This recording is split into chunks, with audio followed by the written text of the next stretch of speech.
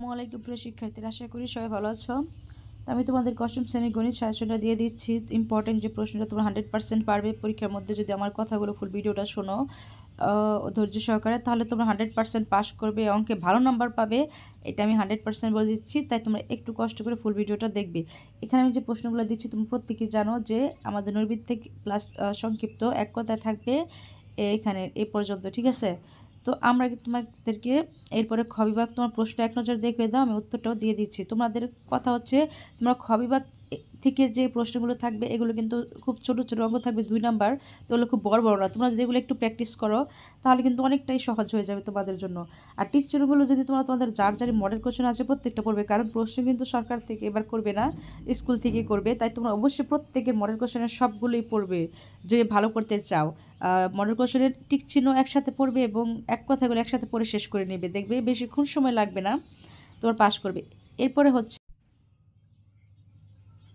এরপরে দেখো এখানে আমাদের আর কিছু সংক্ষিপ্ত আছে, এই অনুযায়ী তোমাদের উত্তরগুলো দিতে হবে। তারপর আমরা সরাসরি চলে আসলাম আমাদের যে রচনামূলক প্রশ্ন দৃশ্যপট নির্ভর, আমাদের সেটা হচ্ছে আমাদের যে মূল অঙ্কগুলো। এখানে কিন্তু সবাই জানি 10-11তে আমাদের পরিসংখ্যান অঙ্কগুলো থাকবে। আর পরিসংখ্যান অঙ্ক আমরা পারি না এমন কেউ নেই, তো পরিসংখ্যান অঙ্কগুলো প্রত্যেকের ভালো করে শিখে যাবে, কারণ এখান থেকে 2টা পরিসংখ্যান দিতে পারলে কিন্তু 7 7 14, ঠিক আছে। আমাদের 14 নাম্বারে 100% আমরা পাচ্ছি। আর এদিক সেদিক থেকে করে কি আমরা 70-80 নাম্বার ওঠানো একদম ইজি, যদি আমরা ঠিক মতো টিকচিহ্ন থেকে যদি আমরা সেখান থেকে 6-7 পাই, ভুলটুল হলেও যদি 6-7 পাই, সংক্ষিপ্ত থেকে 10-এর থেকে যদি 5ও পাই, এখানে কিন্তু হয়ে যাচ্ছে আমার 11, আর এখানে 14 হয়ে গেছে 22।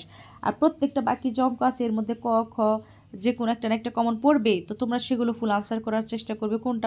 চেষ্টা করবে যেটার মধ্যে দেওয়া আছে অন্তর্বৃত্ত কাকে বলে, লিখলে কিন্তু 2 নাম্বার আমরা পাচ্ছি। এভাবে কিন্তু তোমরা 2-2 করে কিন্তু খুব সহজেই নাম্বারগুলো কালেক্ট করতে পারবে। আশা করি তোমরা বুঝতে পারতাছো। এখানে যে এবি এর দৈর্ঘ্য নির্ণয় করতে বলছে, পুরোটা না পারলে তোমরা পারো দিয়ে আসবা। তারপরে ওই অঙ্ক আছে, তারপরে লাভ ক্ষতির অঙ্ক আছে, একটি গরু ক্রয় করে এত% লাভে বিক্রি করেন, হ্যাঁ, তো রহমান সাহেব কত টাকা লাভ, এটা যদি অঙ্কটা পারো, এই অঙ্কগুলো কিন্তু লাভ ক্ষতির অঙ্ক যদি পারো 100% এটা অংশগ্রহণ করা যায়। তো এইভাবে তোমরা, তারপর মুনাফার অঙ্ক আছে, এখান থেকে তোমরা চাইলে দিতে পারো। তারপর এখানে যে সরল অঙ্ক আছে এগুলোর থেকে 2-একটা যার যেটা কমন পড়ে তোমরা সেটি দিতে পারবে, কোনো সমস্যা নেই। লসাগু গসাগু আছে দিলে কিন্তু একটার কয়েকটা দিলে পাবে, কিন্তু আমাদের 3-4 করে কিন্তু আমাদের অনেকগুলো নাম্বার একত্রিত হয়ে যাচ্ছে, ফেল করার কিন্তু কোনো অপশনই নাই, ঠিক আছে।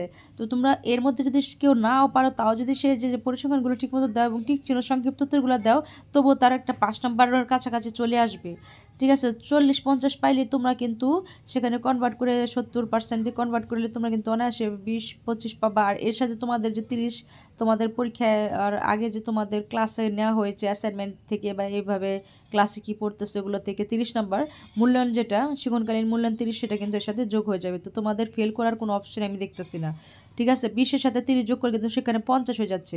যদি কেউ 30-এ না পাও 25 পেলা, 20 পেলা, কেউ সেগুনকালীন মূল্যায়ন স্কুল থেকে 20-25 এরকম দিল, তবুও দেখো তোমার 45 অনায়াসে আসতেছে।